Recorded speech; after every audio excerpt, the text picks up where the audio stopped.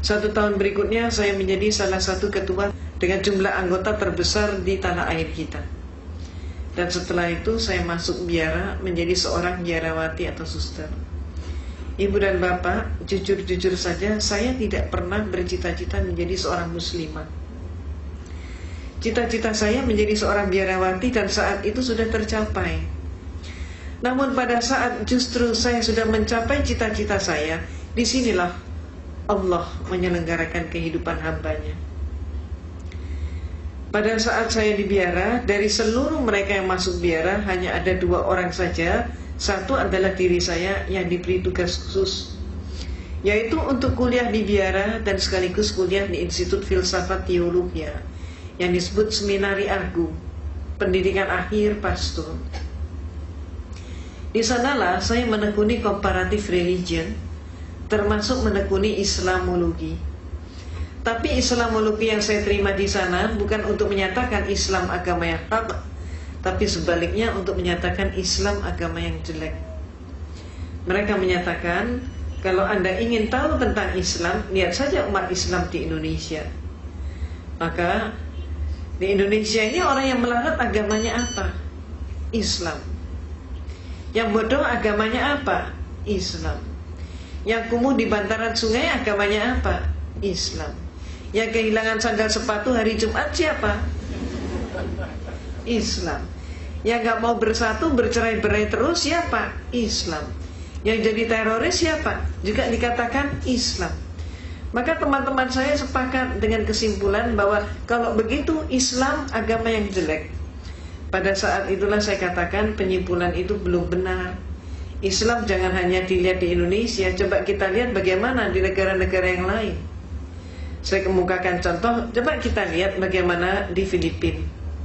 Di Filipina ternyata orang yang melarat dan bodoh agama mereka bukan Islam, tapi adalah Kristen dan Katolik. Meksiko adalah negara yang miskin, dan di sana yang jadi maling ayam, pencopet, pencuri, pemabuk, pemerkosa, penjudi dan lain sebagainya tidak ada satupun yang Islam. Semuanya adalah Katolik atau Kristen. Mesir keadaannya berbalik dengan tanah air kita. Kalau di Indonesia kita berbicara tentang pembantu rumah tangga dan dikatakan beragama Islam, majikannya banyak yang non-Islam. Tapi kalau di Mesir terbalik. Di Mesir justru majikan beragama Islam dan pembantunya justru Kristen dan Katolik. Dan selaris yang paling murah mereka datangkan dari Filipina yang beragama Katolik. Irlandia adalah sebuah negara yang tidak pernah selesai dengan konflik internal antara selatan dan utara. Dan yang konflik itu tidak melibatkan seorang pun yang Islam. Semuanya yang konflik adalah orang Protestan dengan orang Katolik. Mereka itulah yang saling membantai dan saling membunuh. Dan oleh masyarakat Eropa, yang dijuluki sebagai teroris itu adalah Irlandia dengan julukan khusus sebagai teroris Eropa. Lebih lanjut lagi kita ke Italia. Di Italia yang menjadi gembong obat bius dan perjudian, tidak ada satupun yang Islam. Semua mafioso beragama Katolik. Maka saya katakan kepada dosen saya, Pater, sebutannya Pater atau Pastor, saya katakan Pater, tidak terbukti bahwa Islam jelek. Maka saya kemudian mengajukan solusi sekaligus usul, minta izin untuk mempelajari Islam dari sumbernya sendiri. Izin diberikan, tapi dengan satu instruksi, mencari kelemahan Islam. Inilah untuk pertama kali saya berkenalan dengan Islam. Pertama kali saya ngaji, saat itu saya masih di biara dengan kapasitas sebagai seorang biarawati. Tapi ketika saya memandang kitab suci Al-Quran, melihat huruf hijaiyah, saya pun jadi bingung. Ayat ini mana yang depan, mana yang belakang, mana yang atas, mana yang bawah, bingung sekali. Saya amati bentuk hurufnya, lebih bingung lagi. Hurufnya ini kok panjang-panjang, bulat-bulat seperti cendol. Saya nggak mampu. Maka akibatnya, karena keterbatasan waktu, saya putuskan saya harus ngaji dari terjemah. Ketika pertama kali saya memegang terjemah, apa yang terjadi? Keliru juga. Ayat Allah yang saya pelajari itu bukan dari depan ke belakang, tapi kebalik dari belakang ke depan. Dan akibatnya, yang pertama kali saya pelajari adalah surat Al-Ikhlas. Qul wallahu ahad, Allahu samad, lam yalid wa lam yulad wa lam yakul lahu kufuwan ahad. Malamnya saya ngaji surat Al-Ikhlas, persis pagi harinya saya mendapatkan kuliah teologi di mana dosen saya menyatakan Tuhan itu satu tapi pribadinya tiga. Inilah penyelenggaraan Allah. Sehingga malam harinya ada kekuatan yang mendorong saya untuk kembali ngaji. Allahu Ahad. Ini yang benar menurut suara hati saya begitu. Maka hari-hari berikutnya saya dialogkan dengan dosen saya. Saya katakan, Pater, saya belum paham hakikat Tuhan. Maka kemudian dosen saya pun bertanya, bagaimana mungkin seorang biarawati tidak paham hakikat Tuhan? Kaget sekali dia. Maka dia pun maju ke papan tulis, menggambar sebuah segitiga sama sisi. AB sama dengan BC sama dengan CA. Saya ditanya, segitiga ini berapa? 1. Sisinya berapa? 3. Itulah Tuhan itu satu tapi pribadinya 3, kata dosen saya. Maka kemudian saya pun mengatakan, kalau demikian Pater, suatu saat nanti kalau dunia sudah semakin maju, ipteknya pun semakin berkembang, Tuhan itu kalau cuma 3 pribadi tidak akan mampu untuk mengurus dunia. Paling setidak-tidaknya harus mendapatkan penambahan menjadi 4 pribadi. Jawab dosen saya, tidak bisa. Saya jawab, bisa saja. Maka saya pun maju ke papan tulis, menggambar segi 4 sama sisi. Kalau dosen saya menyatakan Tuhan itu pribadinya 3 dengan menggambar segitiga, maka saya gambar segi 4 sama sisi, sah-sah saja kalau saya katakan Tuhan itu pribadinya 4. Apa kata dosen saya? Tidak boleh. Kalau tadi tidak bisa, sekarang menjadi tidak boleh. Maka kemudian saya tanya, kenapa? Jawabnya, ini dogma. Dogma adalah hukum atau aturan yang dibuat oleh pemimpin gereja. Maka saya tanya, Pater, kalau saya belum paham dogma itu bagaimana? Dia mengatakan, Anda paham atau tidak, terima saja, telan saja, dan jangan dipertanyakan. Kalau Anda bertanya, kalau Anda ragu, hukumnya dosa. Walaupun saya sudah dijawab seperti itu, tapi malam hari ada keinginan yang demikian kuat untuk kembali mengkaji Al-Quran. Demikian terus-menerus terjadi, sehingga saya pun semakin ingin berdialog dengan dosen saya tentang masalah konsep Tuhan, tentang masalah tauhid, kalau kita menyebutnya demikian.